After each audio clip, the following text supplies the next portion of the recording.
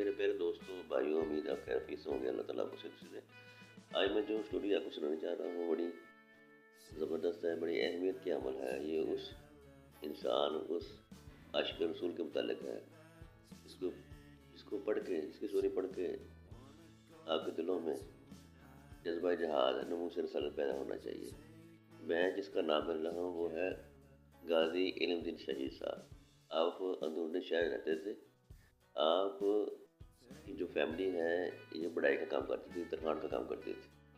آپ شام کو نوکری سے فارغ ہو کے، کام سے فارغ ہو کے، ڈیوٹی کر کے جب اپنے گھر واپس جا رہے تھے تو دیکھتے کیا ہے کہ ایک مولوی صاحب جو ہے نا وہ تقریر کر رہے ہیں اور لوگ بڑے غور سے ان کی تقریر سن رہے ہیں۔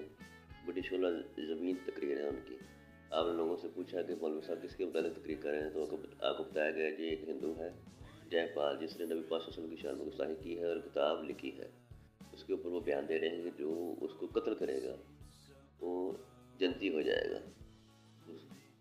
اس حرامی کو قتل کرنا بہت ضروری ہے۔ اس پہ پہلے بھی، اس ہندو پر پہلے بھی 2 قاتلانہ حملے ہو چکے تھے لیکن وہ بچ گیا تھا۔ آپ نے آ کے اپنے دوستوں سے مشورہ کیا، قرآن اندازی بھی جس میں آپ کا نام نکلا، دوبارہ پھر قرآن اندازی بھی آپ کا نام نکلا۔ آپ نے بازار سے جا کے چھڑا لیا، اس کو تیز کیا، اس کی دکان پہ گئے ہیں۔ اس کے دونوں باڈی گارڈ جو کھانا کھانے گئے ہوئے تھے، آپ نے اس سے کہا جو مجھے کتاب دے رہے ہیں، اس نے کتاب دینا چاہیے۔ تو آپ نے جیسے وہ قریب آیا، آپ نے چاقو کے 2-3 وار کیے ہیں اس کے دل کے اوپر، وہ مر گیا۔ آپ چلے گئے ہیں، تھوڑی دور آگے گئے ہیں تو آپ کے دل میں خیال ہوا کہ کہیں وہ زندہ نہ ہو، تو آپ دوبارہ آئے ہیں تو آپ کے ہاتھ میں چھرا دیکھ کے لوگوں کو یقین ہوا کہ انہوں نے اس کا قتل کیا ہے۔ کیس چلا، قائد اعظم صاحب بمبئی سے لاہور آئے اس کیس کے لیے۔ یہ 1927 کا واقعہ ہے۔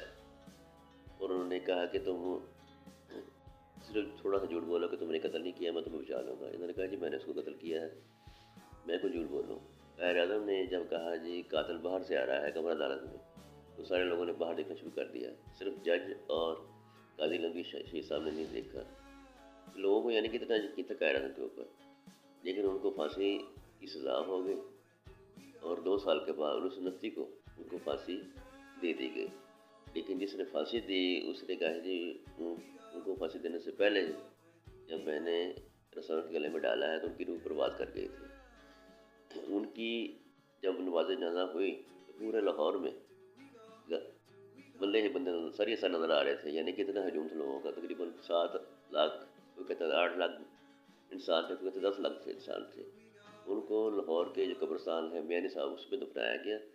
ان کی وفات پہ علامہ اقبال صاحب نے کہا جی ہم دیکھتے ہی رہ گئے اور لوہارا نہ بڈھا باتیں لے گئے۔